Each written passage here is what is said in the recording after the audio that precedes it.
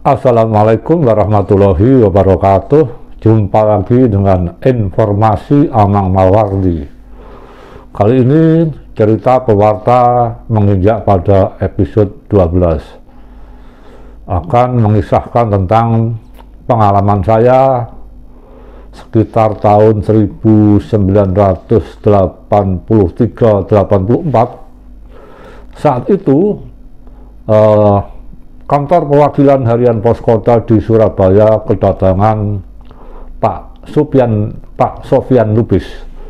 Beliau adalah pemimpin redaksi harian Pos Kota yang pada kemudian hari menjadi Ketua Umum PWI Pusat, Persatuan Wartawan Indonesia Pusat, yang berkedudukan tentu saja di Jakarta. Nah, saat itu saya terpikir untuk mengajukan usul ketika Pak Sofyan berkunjung ke kantor perwakilan. Ini kunjungan yang kesekian kali ya. Sebelumnya ada beberapa kali Pak Sofyan telah berkunjung ke kantor kami di perwakilan Surabaya. Nah, kesempatan ini saya gunakan untuk memohon penugasan agar kami atau salah satu dari kami ditugasi untuk meliput di luar negeri. Karena kalau saya mengingat pada saat itu banyak di antara teman-teman kami yang ada di yang bekerja di koran-koran harian yang ada di Surabaya maupun sebagai koresponden yang pada saat itu sekitar usia 20-30 tahun sudah pernah mendapat tugas untuk liputan ke luar negeri. Kalau enggak mengikuti perjalanan instansi atau pejabat ya liputan khusus. Sementara saya dan kawan-kawan yang sudah hampir 10 tahun bertugas di pos kota belum pernah mendapat tugas liputan luar negeri.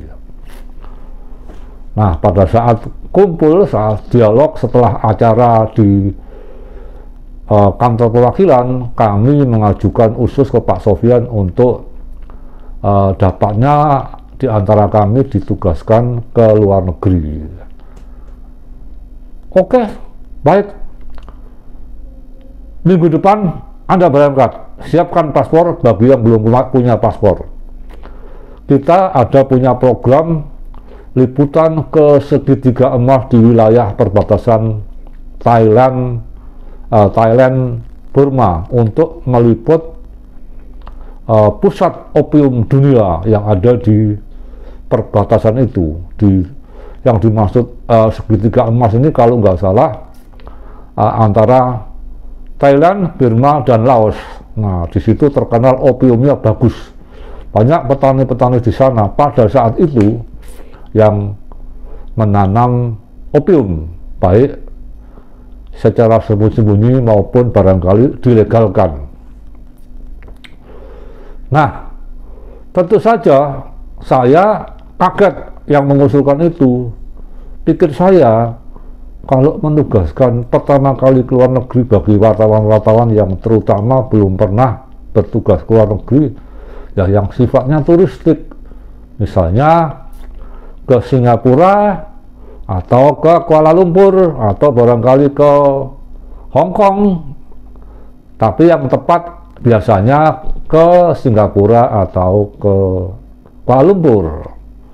Nah, seperti barangkali yang dilakukan pada kemudian hari oleh rekan saya Toto Sonata ketika beliau sebagai wartawan, sebagai redaktur harian Suara Indonesia, harian yang berada di bawah grup Jawa Pos, itu ditugaskan pertama kali ke luar negeri ke Singapura.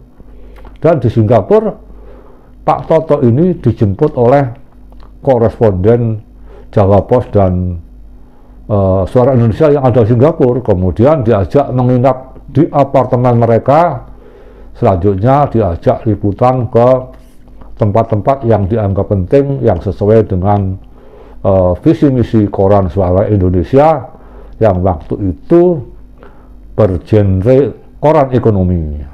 Nah, maksud saya begitu, jangan langsung disuruh meliput di segitiga emas. Pertama, itu daerah berbahaya.